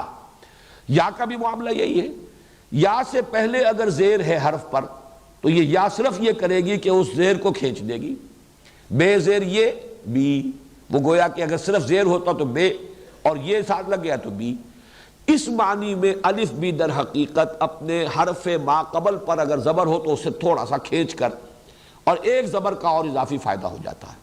لیکن یا اور واو میں یہ ہے کہ اس پر جزم بھی آئے گا، اس پر زبر بھی آئے گا، زیر بھی آئے گا، پیش بھی آئے گا، پھر بھی اسے وا کہیں گے. الف پر جزم آ جائے، زبر آ جائے، زیر آ جائے، پیش آ جائے تو اس کو الف نہیں کہتے، ہم حمزہ کہتے ہیں. تو یہ ذرا فرق ذہن میں رکھیے، الف ورسس حمزہ. یہ جو حروف ہجا ہیں عربی کے اس کے اعتبار سے اس کو سمجھ، اسی لیے حمزۃ الوصل کہتے ہیں. جہاں پر الف لگا ہوتا ہے، یا الف لام جو ہے، اب اس کا بھی ہم کہتے ہیں یہ لام تعریف، اور اس کے اندر وہ حمزہ جو ہے اس کو شمار ہی نہیں کرتے، الف کو شمار ہی نہیں کرتے، اس لیے کہ وہ حمزہ وصل ہے، لیکن اس کو حمزہ کہتے ہیں، الف نہیں کہتے۔ دوسری بات یہ نوٹ کیجئے کہ یہ جو 28 یا 29 حروف ہیں، بلکہ میں اب 28 کے اعتبار سے تقسیم کر رہا ہوں، ان کی پوری تختی کو 3 میں تقسیم کر لیں۔ درمیان میں 5 جوڑے ہیں تو 6، جن میں سے ہر جوڑے کے اندر ایک حرف ہے نقطے والا، ایک بغیر نقطے کے۔ دال زال، فرق کیا ہے؟ صرف نقطے کا۔ را زا، فرق کیا ہے؟ صرف نقطے کا۔ سین شین، یہاں پہ ایک کی بجائے 3 نقطے لگ گئے، لیکن فرق وہی ہے۔ صاد ضاد، وہی ایک نقطہ۔ طا ظا، ایک نقطے کا فرق۔ عین غین، ایک نقطے کا فرق۔ یہ ویسے تو 6 جوڑے ہیں، لیکن ان میں سے دال زال کو ذرا علیحدہ کر دیجئے تو را سے لے کر اور غین تک یہ 10 حروف درمیانی کی تختی ہے۔ ان میں یہ نوٹ کر لیجئے کہ ان میں سے نقطے والا حرف نہیں لیا گیا حروف مقطعات میں، بغیر نقطے کا لیا گیا ہے۔ را ہے، زا نہیں ہے، سین ہے، شین نہیں ہے، صاد ہے، ضاد نہیں ہے، طا ہے، ظا نہیں ہے، عین ہے، غین نہیں ہے۔ ان 5 جوڑوں میں سے 5 حروف جو نقطوں کے بغیر ہیں وہ حروف مقطعات میں شامل ہیں، اور جو نقطے والے ہیں وہ نہیں ہیں۔ کیوں نہیں ہے مجھے نہیں معلوم، لیکن صرف ایک آبزرویشن ہے، مشاہدہ ہے، یہ اس کی ایک جس کو میں کہہ رہا ہوں کہ یہ اعداد و شمار ہے، سامنے رہے تو شاید اس کے حوالے سے اگر غور کیا جائے تو کوئی حقیقت بعد میں کھل جائے، واللہ عالم۔ اب ادھر 9 حروف رہ گئے، الف با تا سا جیم ہا خا دال زال۔ ان میں سے صرف 2 حروف ہیں، الف اور ہا۔ 7 حروف اس میں سے نہیں آئے، حروف مقطعات میں شامل نہیں۔ جو آخری ہے 9، فا قاف کاف لام میم نون وا ہا یا، یہ جو الفاظ ہیں، یہ جو حروف ہیں 9، ان میں سے 7 ہیں، 2 نہیں ہیں۔ اس میں سے قاف بھی ہے، کاف بھی ہے، لام بھی ہے، میم بھی ہے، نون بھی ہے، صرف شروع کا فا نہیں ہے، آخر میں واو نہیں ہے، پھر یا بھی ہے۔ معلوم یہ ہوا کہ پہلے 9 میں سے صرف 2، آخری 9 میں سے صرف 2 نہیں ہے، 7۔ یہ 7 اور 2 مل کر 9 ہو گئے۔ درمیان کے 5 جوڑوں میں سے 5 جو غیر منقوط ہیں، کل 14 حروف استعمال ہوئے، اور 14 نصف بن جاتا ہے، جو میں نے ابھی عرض کیا تھا کہ اگر حروف ہجا 28 شمار کیے جائیں تو 28 میں سے 14 حروف مقطعات میں شامل ہیں، 14 نہیں۔ اب ایک اور اعتبار سے دیکھیے، it can be a coincidence, ہو سکتا ہے صرف اتفاقی بات ہو، لیکن قرآن مجید کا معاملہ ہے، ہم اس سے صرف محض اتفاقی نہ کہیں، ہو سکتا ہے اس میں بھی کوئی حکمت ہو، کہیں آئندہ جا کر وہ کھلے۔ 29 صورتیں ہیں 114 میں سے جن میں یہ حروف مقطعات آئے ہیں، اور حروف ہجا کے بارے میں بھی یہ ہے کہ یا 29 یا 28۔ 29 صورتوں کے شروع میں حروف ہجا آئے، اور 29 کا نصف تو ہو ہی نہیں سکتا، 28 ہی کا نصف ہوگا، اور وہ 14 ہیں، تو 14 حروف استعمال کیے گئے۔ 29 میں ایک ویسے ڈسپیوٹڈ ہے کہ حمزہ کو علیحدہ حرف مانا جائے یا نہ مانا جائے۔ ان میں سے اب نوٹ کر لیجئے کہ 2 ایک حرف بھی ہے 3 صورتوں میں، سورہ نون، سورہ قاف، سورہ صاد، یہ ایک حرف آیا ہے، اور یہ ایک صورت میں ایک حرف۔ 9 صورتوں میں 2 حروف آئے ہیں، حامیم، یہ 6 میں ہے، 7 میں ہے حامیم، اور طٰہٰ، تاسین، یاسین، 6 میں حامیم اور 3 یہ تاسین، طٰہٰ اور یاسین، یہ 9 صورتیں ہیں جن میں 2 حروف آئے۔ 13 صورتیں وہ ہیں جن میں 3 حروف آئے ہیں، الف لام میم 6 میں، الف لام را 5 میں، طا سین میم 2 میں۔ 2 صورتیں وہ ہیں جن میں 4 آئے ہیں، الف لام میم را، الف لام میم صاد، یہ 2 صورتیں جن میں 4 آئے ہیں۔ 2 صورتیں ہیں جن میں 5 آئے ہیں، کاف ہا یا عین صاد، اور ہا میم عین سین قاف، یہ 2 صورتیں۔ تو ان سب کو جمع کیجئے، 1 سے لے کر 5 تک کے حروف جو ہے مقطعات کی شکل میں آئے ہیں، اور ان میں بھی ایک بات میں پہلے بھی بتا چکا ہوں، حامیم 2 حروف ہیں لیکن آیت شمار ہوتے ہیں، الف لام را 3 ہے، آیت شمار نہیں ہوتی۔ یہ تمام چیزیں میں بیان کر چکا ہوں، شروع میں توقیفی ہیں جو حضور نے بتایا۔ ایک ہی صورت ہے جس میں حروف مقطعات 2 آیتوں پر مشتمل، حامیم ایک آیت، عین سین قاف دوسری آیت۔ یہ سورہ شورى واحد صورت ہے قرآن مجید کی جس کی کہ 2 آیتیں حروف مقطعات پر مشتمل ہیں۔ یہ تو ہوئے وہ جو میں نے کہا تھا کچھ فیکٹس اینڈ فگرز، کچھ اسٹیٹسٹکس، کچھ اعداد و شمار۔ اب آئیے ان کے مفہوم کے بارے میں۔ ایک رائے یہ ہے کہ یہ نام ہے، بہت سے حضرات کی رائے ہے سورتوں کے نام ہیں۔ جزوی طور پر یہ بات صحیح ہے۔ سورہ نون کو ہم سورہ نون کہتے ہیں نام کے نون کے حوالے سے، اگرچہ اس کا نام ایک اور بھی ہے، اس کو سورہ قلم بھی کہا گیا، نون والقلم وما یسطرون۔ سورہ قاف اس کو سورہ قاف کہتے ہیں، اس کا کوئی اور دوسرا نام بھی نہیں۔ یاسین اس کو سورہ یاسین کہتے ہیں، کوئی اور نام نہیں ہے اس کا۔ طٰہٰ سورہ طٰہٰ کہتے ہیں، اس کا کوئی اور نام نہیں۔ صاد سورہ صاد ہی اس کا نام ہے۔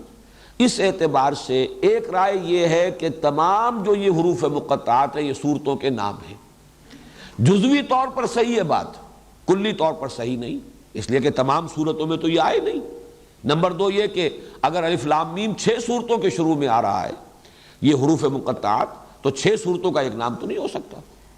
الف لام میم سجدہ تو اگرچہ نام اس کا رکھا گیا ہے، سورہ سجدہ بھی کہہ دیتے ہیں، الف لام میم سجدہ بھی کہہ دیتے ہیں، حامیم سجدہ سے علیحدہ کرنے کے لیے۔ لیکن یہ کہ یہ بات صرف جزوی طور پر صحیح ہے۔ مولانا اصلاحی صاحب کو اس پر بہت اصرار ہے کہ یہ نام ہی ہے، اور انہوں نے تو یہاں تک کہ یہ اس کو جملہ بنایا ہے اور کہا ہے ھذا الف لام میم۔ الف لام میم سے پہلے ھذا کو گویا کہ محذوف مانا ہے، یہ الف لام میم ہے، یہ ترجمہ کیا ہے۔ لیکن میرا جیسا کہ میں نے عرض کیا ہے کہ میں سمجھتا ہوں کہ جزوی طور پر بات صحیح ہے، لیکن اس کو قاعدہ کلیہ نہیں بنایا جا سکتا، اس اعتبار سے بات ویلڈ نہیں ہے۔ ایک رائے دی ہے مولانا فراہی کے استاد مولانا فراہی رحمۃ اللہ علیہ نے۔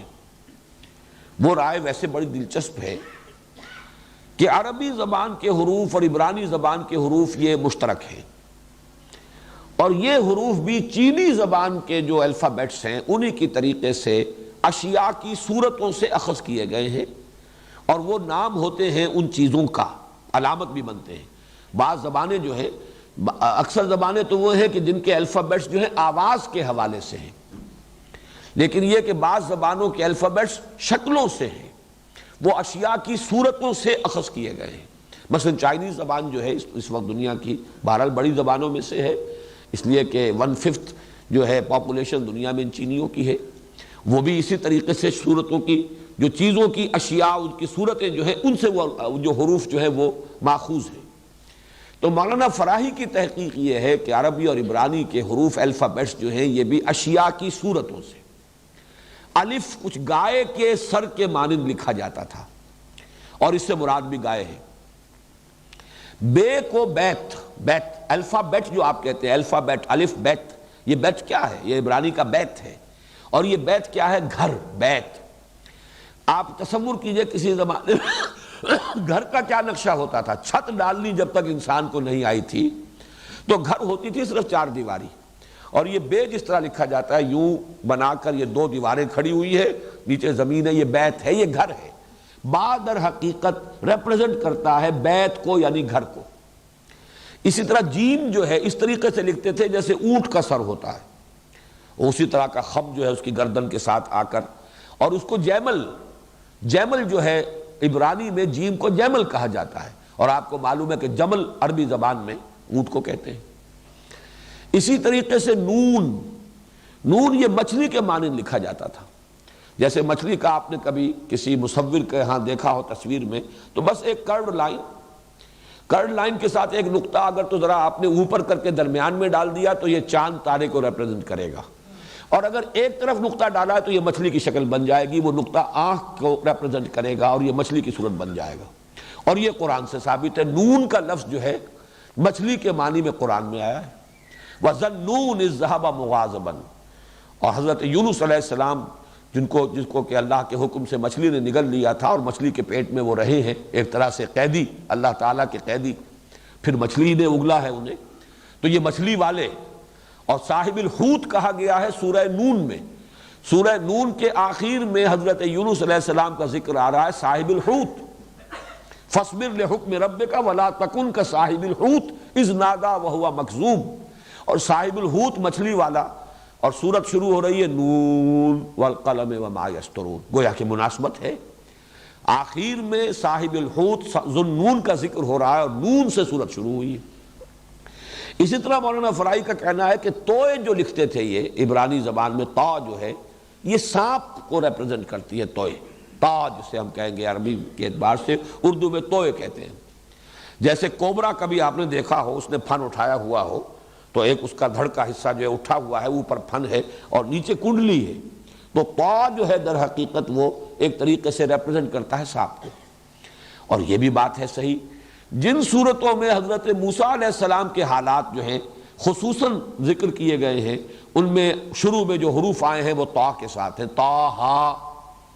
تاہا تو تقریباً جو اس کے 5 رکوع ہیں وہ حضرت موسیٰ علیہ السلام کے حالات پر ہے، اور ان کا سب سے بڑا معجزہ یہی تھا کہ ان کی لاٹھی جو ہے وہ سانپ کی شکل اختیار کر لیتی تھی۔ تو یہ ایک مناسبت سی نظر آ رہی ہے اس کے اندر۔ تو یہ مختلف چیزیں ایسی ہیں کہ جو انہوں نے، میم وہ کہتے ہیں کہ پانی کی لہر، میم جیسے لکھی جاتی ہے، وہ میم پڑی میم، ایک تو وہ نیچے کھڑی میم جو ہوتی ہے اس کا نیچے آپ لے جاتے ہیں ڈنڈا، لیکن عام طور پر میم جو ہے عربی زبان کی وہ پڑی میم جو ہے ایک طرف کنڈی سی ہے اور دوسری طرف وہ اس کا وہ بازو تقریباً ہاریزونٹل جو جاتا ہے، یہ سمندر کی لہر کے مانند۔ اس میں بھی وہ صورتیں کہ جن میں حضرت موسیٰ علیہ السلام کے عصا سے سمندر کا پھٹ جانا جو ہے اس کا تذکرہ ہے، اس کے شروع میں الف لام میم طا سین میم، ان صورتوں میں میم کا جو ہے حرف آیا ہے۔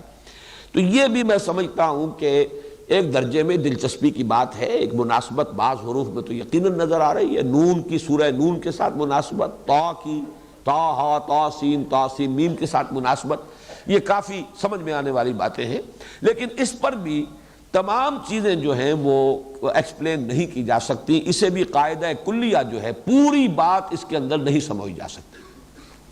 تیسری بات جس کا میں اشارہ کرنا چاہتا ہوں، وہ میں نے عرض بھی کیا تھا، یہ موسٹ ریسنٹ واقعہ ہوا کہ 19 کے عدد کے حوالے سے ایک شخص نے، ڈاکٹر رشاد خلیفہ، امریکہ میں ہوتے تھے یہ، اب فوت ہو چکا ہے اور مرتد ہو کر فوت ہوا ہے، ویسے بھی پہلے بھی لوگوں کو دھوکہ ہوا ورنہ وہ شخص مسلمان نہیں تھا، بہائی تھا، اور اس نے 19 کے ہندسے سے قرآن کے ایک سائنٹیفک ثبوت کے طور پر اس کو پیش کیا کہ اس کا ایک میتھمیٹیکل نظام ہے، اور کمپیوٹر نے ثابت کر دیا ہے قرآن کا کلام اللہ ہونا، اور یہ چیزیں ایسی ہیں کہ جو عام مسلمانوں کی دلچسپی کی ہوتی ہیں، تو بڑی جنگل کی آگ کی طرح وہ بات پھیلی تھی، نیک دل لوگوں نے اس کے اپنے طور پر چھپوا کر وہ تقسیم کیے، حالانکہ قرآن مجید کے لیے اس قسم کے ثبوت جو ہے وہ اہمیت کے حامل نہیں ہے، لیکن یہ کہ وہ بات بھی ایک اعتبار سے میرے نزدیک چونکہ جزوی طور پر صحیح ہے تو میں تذکرہ کر رہا ہوں۔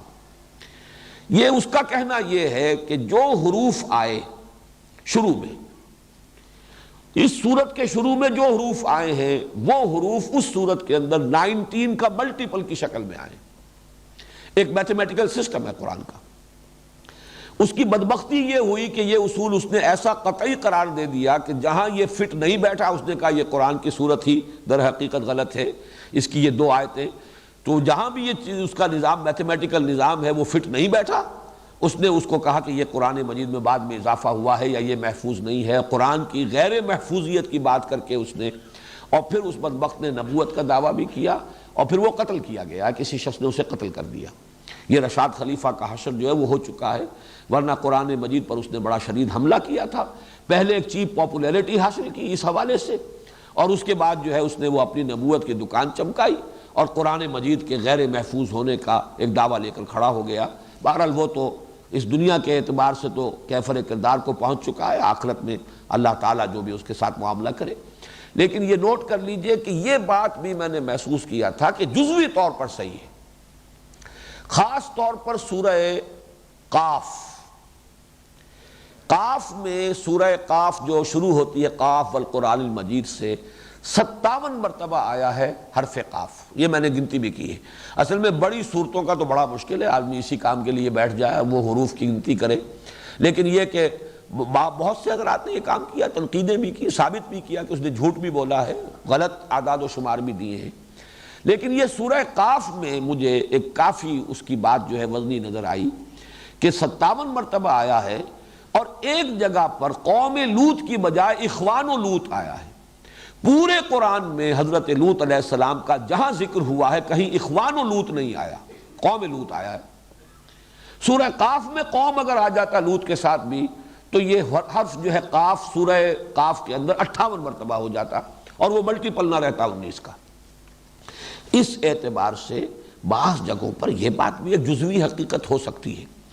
اس نے بڑی ایک طرح سے کنونسنگ ایک قرآن مجید سے استشہاد بھی کیا تھا، علیہا 19، یہ سورہ مدثر میں جو آیت آئی ہے کہ جہنم پر جو فرشتے یا جو اس کے نگران ہیں، پہرے دار ہیں، وہ 19 ہیں، 19 فرشتے کہیں، سرہنگ کہیں، جو بھی وہاں کے ذمہ دار نگران ہیں 19 ہیں، علیہا 19۔ اب یہ 19 کا لفظ وہاں پر آیا ہے، اس نے کہا قرآن مجید کو بھی گارڈ کر رہا ہے 19 کا ہندسہ۔ یہ اس اعتبار سے اس نے بات شروع کی، لیکن یہ کہ اول تو مجھے اس کی بات پہلے غلط محسوس ہوئی، اس نے کہا آیت بسم اللہ کے 19 حروف ہیں، حالانکہ وہ 19 حروف نہیں بنتے۔ وہیں پر اس کا در حقیقت بات کا غلط ہونا تو مجھ پر تو ثابت ہو گیا تھا، لہذا میں نے اس کی بات کو زیادہ سیریسلی لیا ہی نہیں۔ البتہ آج کی دنیا میں چونکہ ایک بہت بڑی معروف شخصیت ہے شیخ احمد دیدات، اور وہ عیسائیت کی تردید میں اور مناظرے جو انہوں نے کامیاب کیے ہیں عیسائی علماء سے اور پادریوں سے، اس میں جو انہیں اللہ نے کامیابیاں دی ہیں، اس کی وجہ سے وہ بہت پاپولر ہیں، بہت یعنی دنیا کے اندر عالم اسلام میں وہ بہت زیادہ متاثر ہو گئے تھے اس سے رشاد سے، اور انہوں نے اس خیال کو بہت پھیلایا ہے۔ الحمدللہ کہ اس درجے میں کبھی بھی میں قائل نہیں ہوا اور نہ میں نے اس کو اس انداز سے پھیلایا۔ بعد میں بہرحال انہوں نے بھی پھر اپنا وہ جو رجوع کرنا اور توبہ، انہوں نے خط لکھا کہ میں مغالطے میں تھا اس شخص کے بارے میں، اور اس سے انہوں نے اعلان برات کیا ہے۔ لیکن الحمدللہ کہ میں نے یہ تو سمجھا کہ کوئی جزوی حقیقت یہ بھی ہے جس کے کہیں ڈانڈے مل جائیں گے کہیں چل کر، باقی اس سے زیادہ اس کی اہمیت میں نے کبھی نہیں دی تھی۔ اس وقت بھی میں صرف اس کا تذکرہ اس اعتبار سے کر رہا ہوں کہ کم سے کم سورہ قاف میں جزوی طور پر جہاں نام ہونا بھی جزوی طور پر صحیح ہے، جہاں مولانا فراہی کا نظریہ بھی جزوی طور پر اپلیکیبل ہے، وہاں یہ بھی ایک پہلو ہے 19 کا ہندسہ، اور سورہ قاف کی مثال میرے نزدیک جو ہے وہ بڑی اہم ہے۔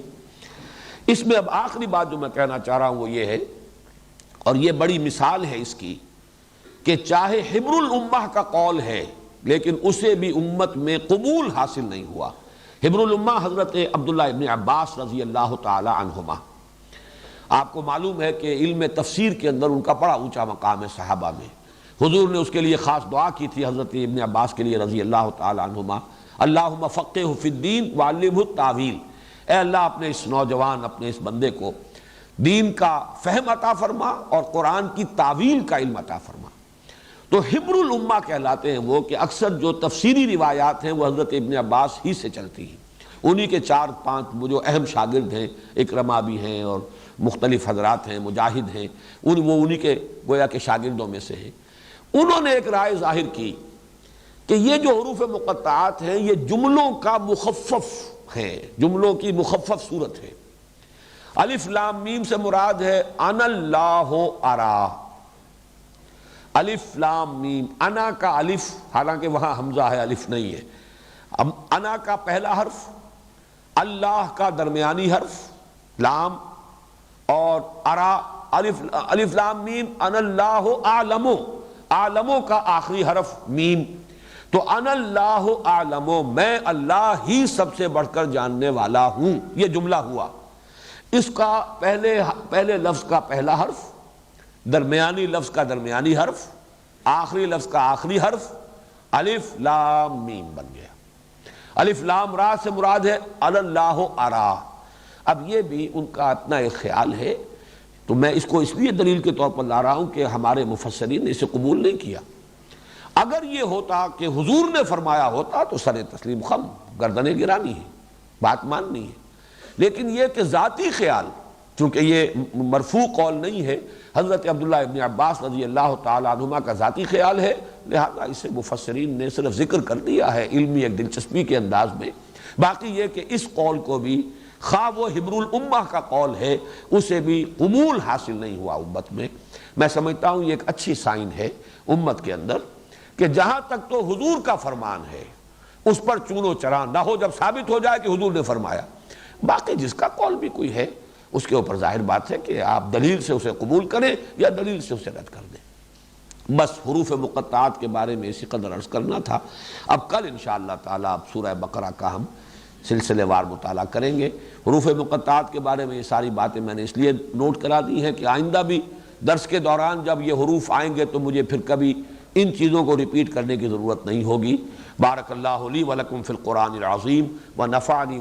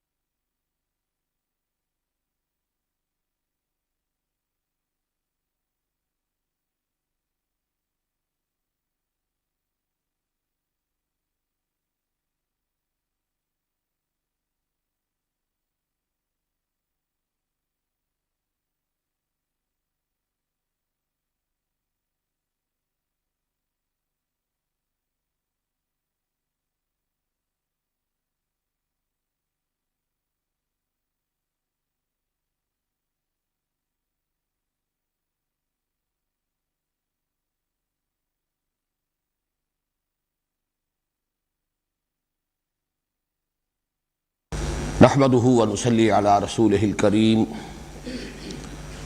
اما بعد فاعوذ بالله من الشيطان الرجيم بسم الله الرحمن الرحيم الف لام میم ذلك الكتاب لا ريب فيه هدى للمتقين الف لام میم ذلك الكتاب لا ريب فيه هدى للمتقين الذين يؤمنون بالغيب ويقيمون الصلاة ومما رزقناهم ينفقون والذين يؤمنون بما أنزل إليك وما أنزل من قبلك وبالآخرة هم يوقنون اولئک علی ھدی من ربہم واولئک ھم المفلحون ان الذین کفروا سواء علیہم اانذرتہم ام لم تنذرہم لا یؤمنون ختم اللہ علی قلوبہم وعلی سمعہم وعلی ابصارہم غشاوہ وَلَهُمْ عَذَابٌ عَظِيمٌ صدق اللہ العظیم۔ رب اشرح لی صدری ویسر لی امری واحلل عقدۃ من لسانی یفقہوا قولی۔